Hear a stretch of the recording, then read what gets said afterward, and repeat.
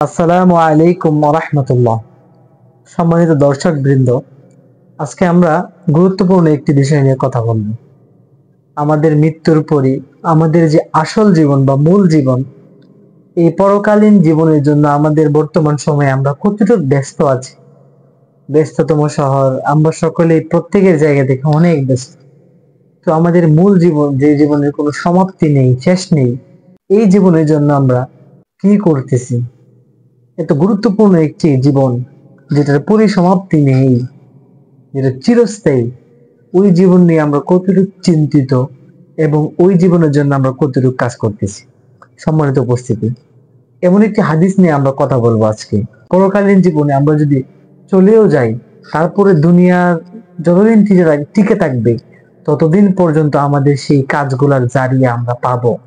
আসুন আমরা সেই কাজের আলোচনা আমরা হাদিস থেকে করি। عن أبي هريرة رضي الله تعالى عنه قال قال رسول الله صلى الله عليه وسلم إذا مات الإنسان انقطع عنه عمله إلا من صدقة جارية أو علم ينتفع به أو ولد صالح يدعو له। সম্মানিত উপস্থিতি, আসুন আমরা সেই হাদিসের বাংলা অনুবাদ জেনে আসি।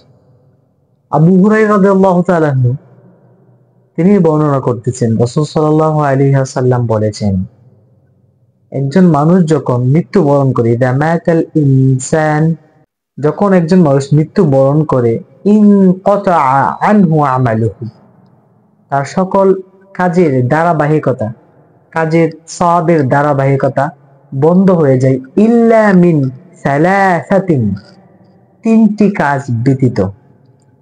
তার মৃত্যুবরণ করার সাথে সাথে সকল কাজ বন্ধ হয়ে যায়, সে কোনো কাজ করতে পারে না এবং কোনো কাজের সওয়াবও তার আমলনামার মধ্যে লেখা হয় না, কিন্তু তিনটি কাজ ব্যতীত। সুবহানাল্লাহ, একজন মানুষ মরে গেল, মরে যাওয়ার পরেও তার কবরে তিনটি কাজের সওয়াব লেখা হবে।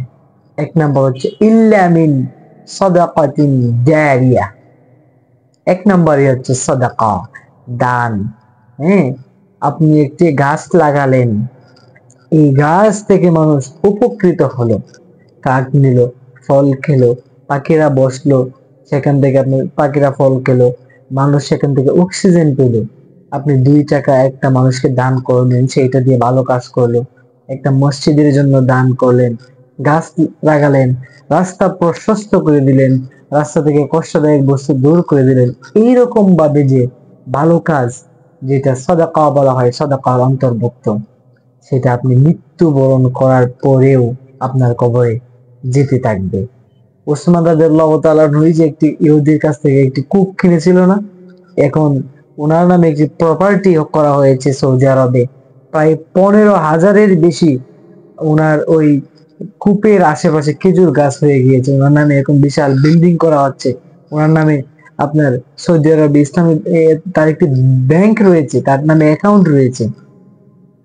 ওনার দানটাকে আল্লাহ পাক রব্বুল আলামিন কবুল করেছিলেন। তার মানে আমরা যদি কোনো কিছু দান করি আল্লাহর জন্য, এই দানের যে ফলটা, সেটা আমরা কবরে গিয়েও পেতে থাকবো।